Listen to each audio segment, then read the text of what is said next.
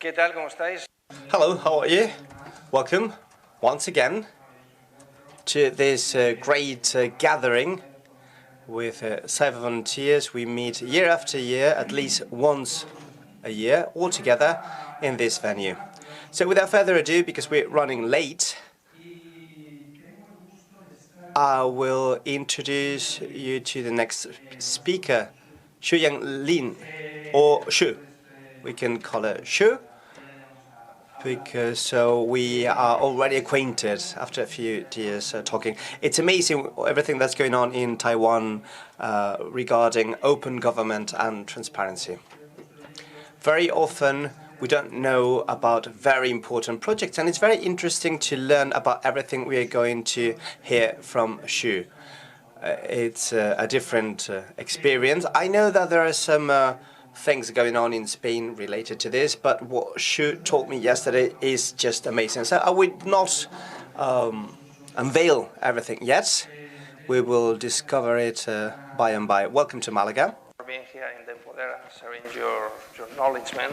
And here, and it's a pleasure for me to stay here with you also today. Then, Juana, you can put the first pictures. It's okay. If not that, then doesn't matter. But first of all, I want to no, it's not that one.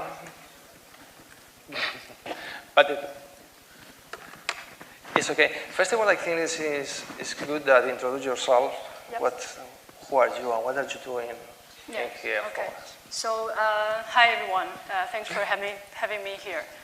I think you probably introduced most of my backgrounds, but let me try to explain in English also. Yeah. So I'm Shuyang Lin from Taiwan. I'm now working in an innovation lab in Taiwanese government. It's a lab of around 20 people, and we try to establish a decentralized team in the central government of Taiwan, and we try to make open government from within the government. So what we are doing is basically co-designing policies with the citizens. Myself is trained as a designer, so I try to use design thinking and speculative design also, and try to bring the mindset of listening to people, seeing citizens not only as users, but also people we collaborate and co-create policies together, and try to make policies with the system. So our idea of government and citizens is not top-down or any other relationship. It's more like friends, like side-by-side collaboration. So we don't see government as a higher level of authority. We try to be the servant, a real public servant for the citizen, and we try to influence the mindset to inside the government also. You have different projects, and I would like to come present to us GZero. What is this? How it works? Yeah, GZero spelled as G0V. It's kind of simply just by swapping the O to 0 and just making more fun. GZero is a civic tech community. So in the programmers world, we use zero. We start everything from zero-based a lot. And that's one of the reasons we use Zero as the name. It's a civic tech community in Taiwan for around 15 years or so. And in the very beginning, Taiwan's technology and democracy evolved almost side by side together. So that means when, say, we have internet arrive to Taiwan, we also had the first president election, and we have a lot of side-by-side events happens afterwards. So you can almost say when technology arrived, democracy also evolved together with technology. And GZero is a community for around 4,000 people now already. It's an open community, which means everyone can join, even if you're not from Taiwan. So for example, today, if you want to join our community, you're totally welcome. And what we do is we mainly organize hackathons.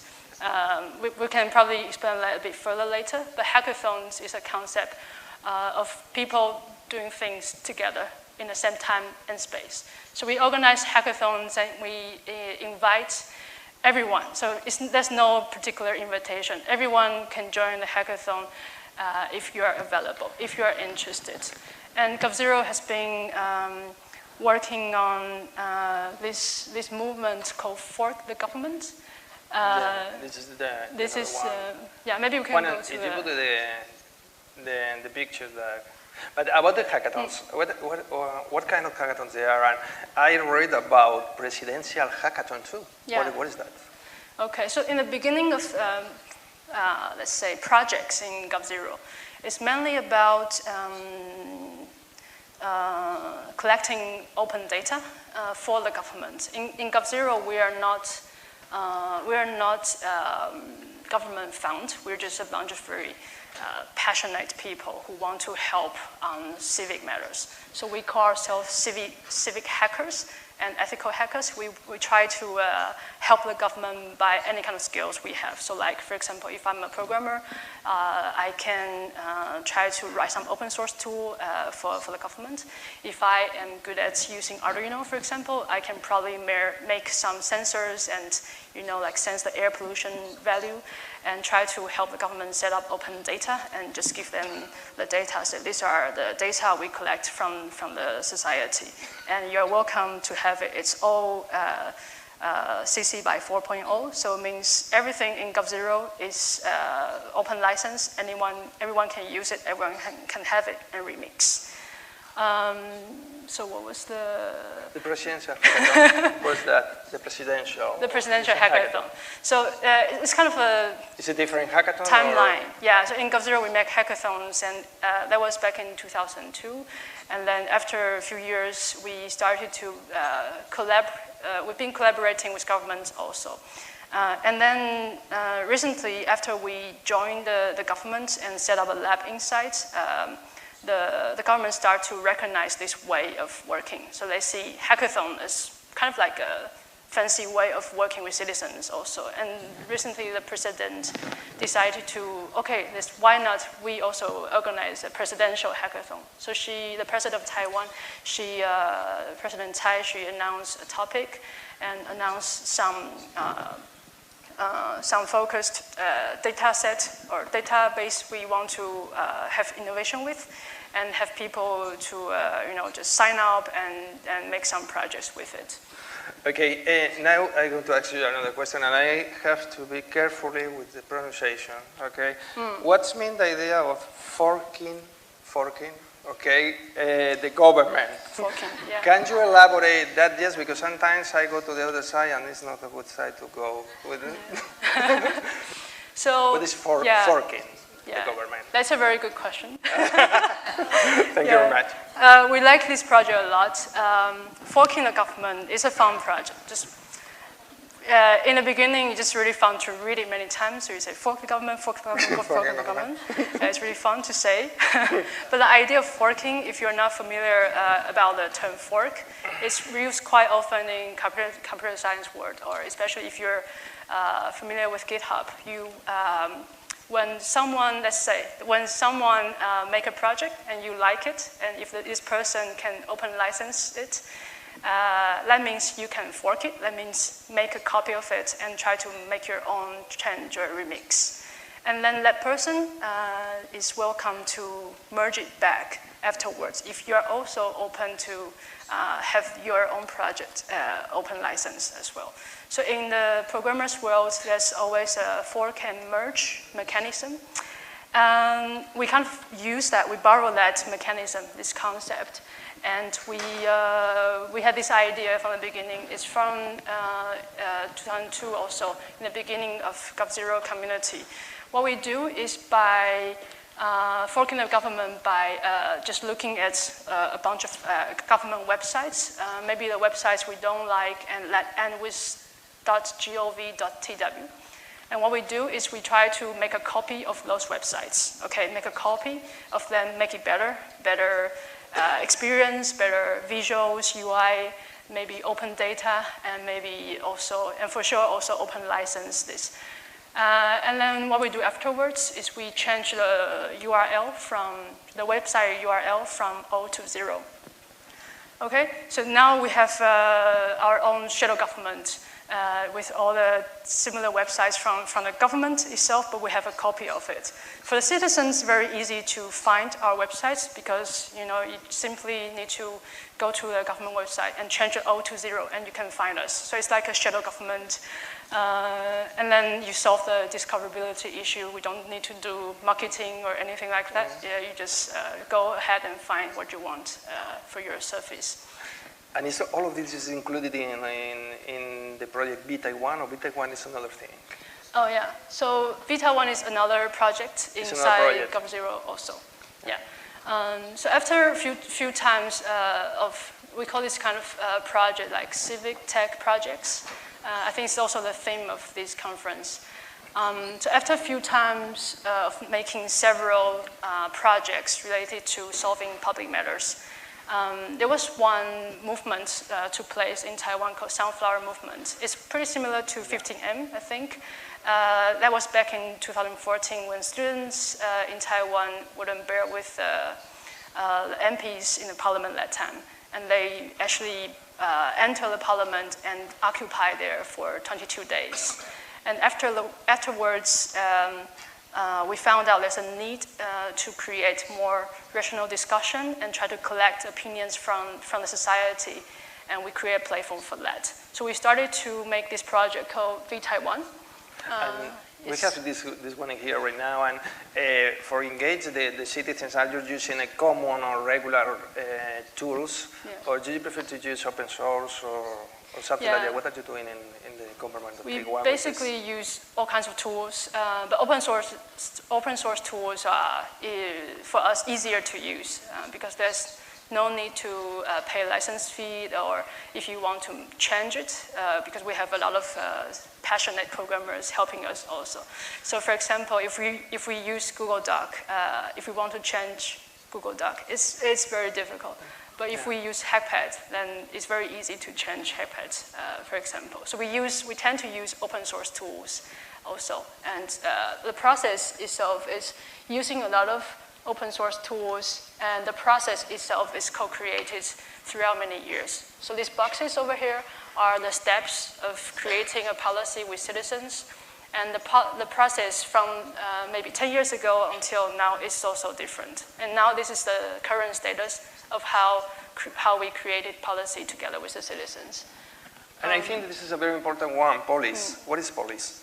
Yeah, so police is one of the very interesting open source tool we use in Taiwan quite a lot. It's machine learning based to help us calculate consensus from the society. So you can actually go to the next slide with the GIF animation. Pones la otra, Juana, la de la animación. Yeah, so the way how police works, maybe I can explain it. There are 3 sections in police interface. The top interface is where everyone will have their own opinions. And then you can see this green, red, and kind of gray button inside of the speech bubble.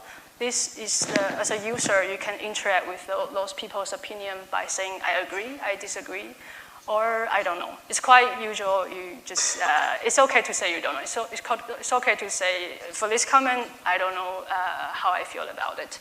So you always have 3 options, agree, disagree, or I don't know. And the second section is where you yourself, as a user, you can tell the system what you're thinking. Yeah? And after you tell the system what you're thinking, it will be visualized in the graph in the bottom part.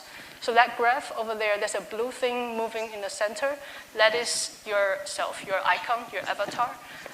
After people vote on all the opinions on the internet, your icon will also move according to what people think and what people think about your own opinion.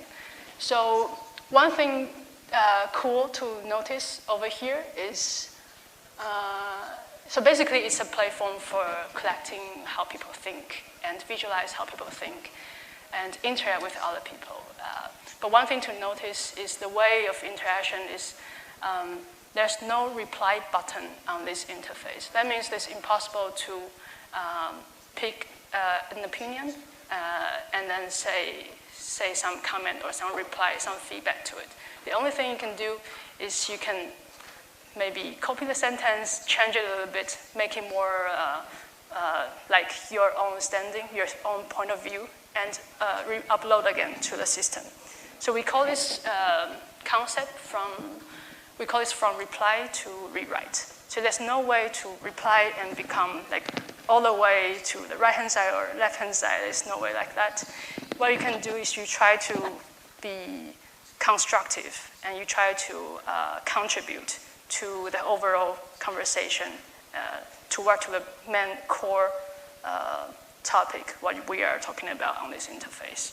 Okay, we had the tools, we had the platforms, but how did you get quality participation from the citizens? What did you do to put the citizens in the platforms and to manage these tools?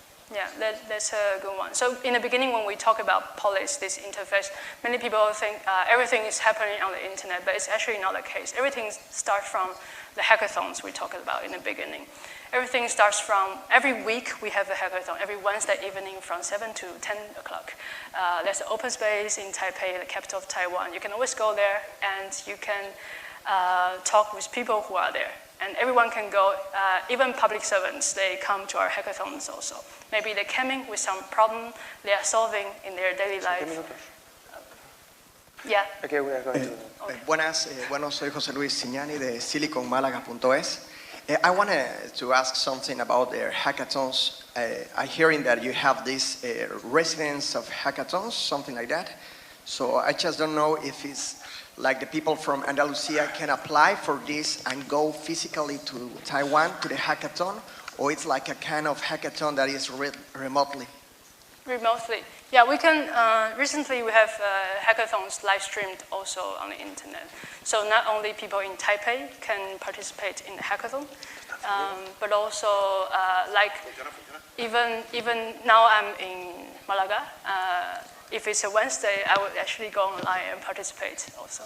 Yeah. So you guys can join, and we don't have the translation yet, but I assume in 2 years the live stream translation will be really efficient. Then you guys can always hear about what's going on over there.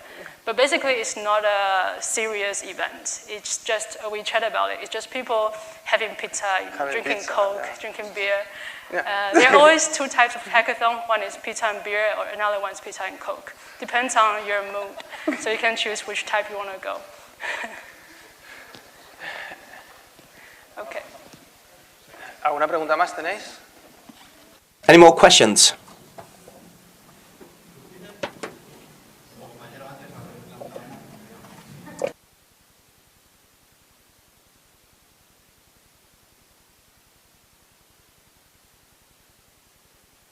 How do you think your organization will evolve in the future? Do you think there's any possibility of the technologies leading to, let's say, a more participatory government or democracy and that type of thing? Yeah, thank you for this question. When I think about technology and AI and machine learning, it's almost like okay, when first time I entered the government, I think the government should really start to should trust people first before they can have a chance to be trusted back. So that kind of mindset should be there in the beginning. That's the government-citizen relationship, I believe. And for technology, I believe that machine learning or AI and human, we are not, any one component is not dominating another component neither. It should be a collaborative relationship. So it's very important to think about how to make trustable AI or trustable machine learning. It's not only about advancing machine learning in order to learn how people think or like calculate consensus from the citizen. It sounds very scary. But what if we open source the algorithm? We have open data, we can have open API, and we can have open algorithm, open source code. If that is the case, we'll be, as humans, we'll be more, well, we can trust the algorithms more, and we'll be more certain that the kind of less learning issues of how people collaborate together can be solved. In my kind of my learning is it's really easy to collaborate with 2 people, 4 people, 10 people. When it's 20, it becomes more difficult. But democracy is all about like, how do we create a place and time for millions of people, billions of people to co-create together. And that was kind of impossible because, you know, the communication efforts need to be there. But what I believe is when technology arrives, when internet arrives, when AI arrives, it's all possible. But the thing is, how do we trust the tools we are using? One interesting example in Taiwan is we execute radical transparency. That means every meetings we have, we transcribe every lines people are saying and upload to the internet. And that is possible because we have a human transcriber sitting there. We still have a human transcriber sitting there, typing all the words. But then these days, people start to talk both in Mandarin and English in the same sentence. That becomes really complicated. So we have this AI to help her. Whenever someone mentions an English word, the AI will move the cursor to the center of the sentence and try to help by typing an English word in between of the sentence. So we have this human AI collaboration. And I think that's gonna come more often. And maybe the AI would type most of the sentence afterwards, and a human would just be there to make the sentence more natural. So this collaboration is what we are foreseeing. And for transcribe, it's a very straightforward task for AI. And it's maybe not much to question as long as we have live stream and recorded all the data. But for more complicated mathematical models or machine learning training models, then that's the place where we really need to open the algorithms and the machine learning algorithms behind. Thank you. ¿Alguna pregunta más? ¿Cuánto me queda? Porque tengo muchísimas preguntas. I have more time for questions. 5 minutes. What are the difference between 2014 and 2019? It's only 5 years. There is changes in Taiwan in only 5 years about the advances of the democracy? Yeah, so the 2014 we have hackathons outside of government, and now we have hackathons in the inside the government. That is one change. Yeah, and that's the main goal actually. And I think in 2024 we want to have hackathons everywhere in the earth, in every government. That's the main goal. So we are open sourcing our tools, our methods, and I hope we can exchange more experience and bring that mindset to other governments also. Okay, perfect. You know that the problems... Okay. Sí. Ni hao. Hello, thank you. Hello. Nice to meet you. I have a question for you. If you have some kinds of government limitation in Taiwan, because as you know, in China, we have blocked the Facebook. So this is one of the questions. And the second one, if this is good for the citizens, what do you think? You mean China blocking Facebook? Yeah. And what do we think? About you. About Taiwan? Yeah. Yeah.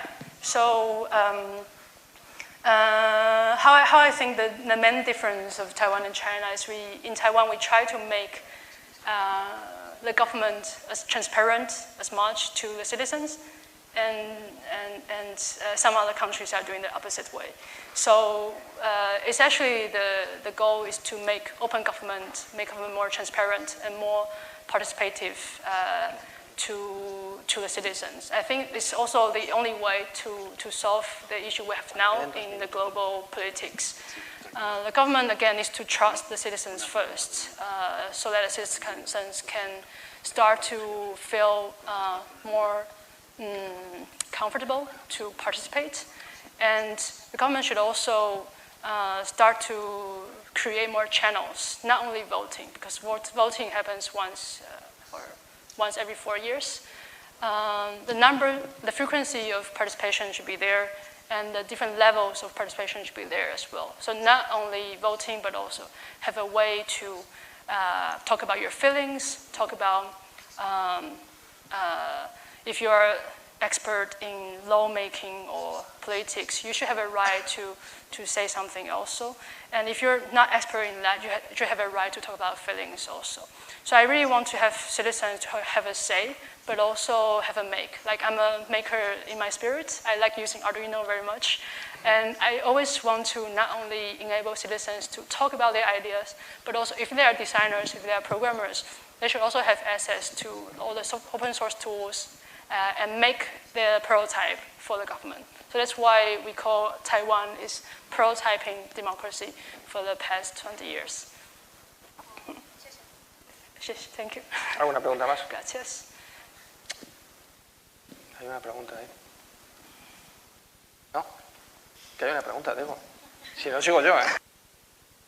It's a very short question. I wanted to share with you one thing. In the movement 15M in Spain, we had an open source experience for participative voting, so people would not vote every 4 years, but more often. We implemented this, and we implemented this with the Madrid Council, the previous Madrid Council, and it was thought to be a great idea by the mayor. And it's been used for citizens in order to put forward ideas in order to improve their neighborhoods. And the city council has implemented some of those ideas, and there was budget allocated for such ideas. And this is what I wanted to share with you. That's it. That's what I wanted to say. Thank you. We, in Taiwan, we are very inspired by the 15M movement. Actually, the Sunflower movement in Taiwan, which happens 2 years after, was really, the way how we did it is really inspired by 15M. And I think the core person, Miguel, he came to Taiwan. Miguel Arana. Yeah, he came to Taiwan. Yeah, and shared the experience with us. And then since that, we have been building this really close connection with Miguel and Media Lab Prado, and we learned a lot from them also.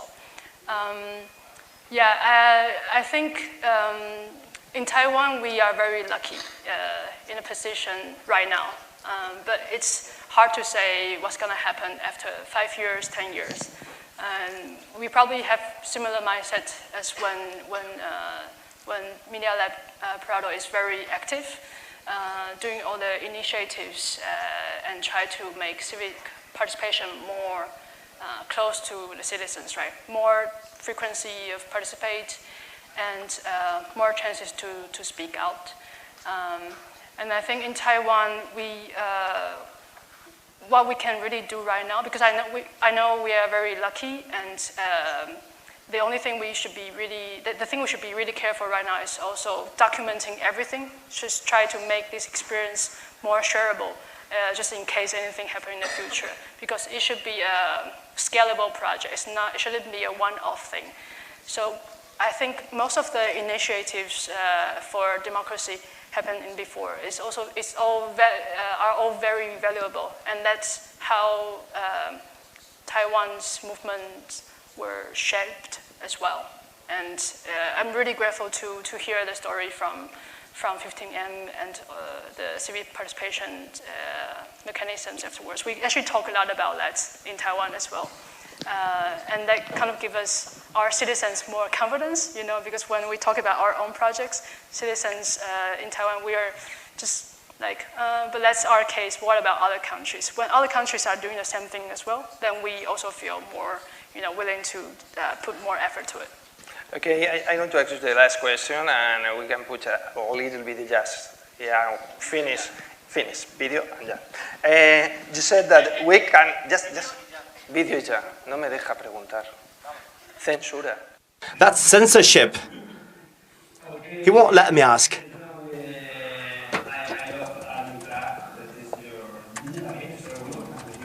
And I don't know if there's any country that have a digital minister too, but I love what that you're doing and what your minister is doing. And I think we can show to the audience, this minister, how they make another things to stay close to the citizens in a video that we chose to the audience to finish. Yeah, okay, because let's watch that. Jorge don't let me ask.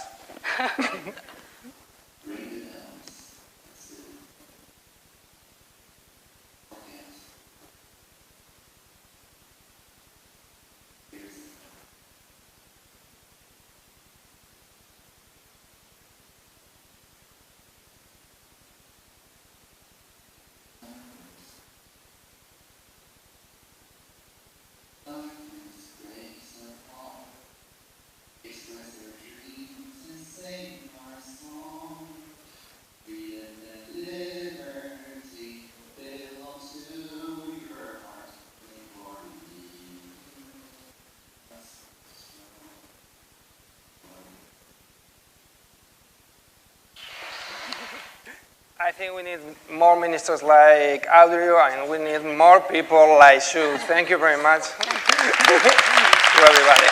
Thanks a lot.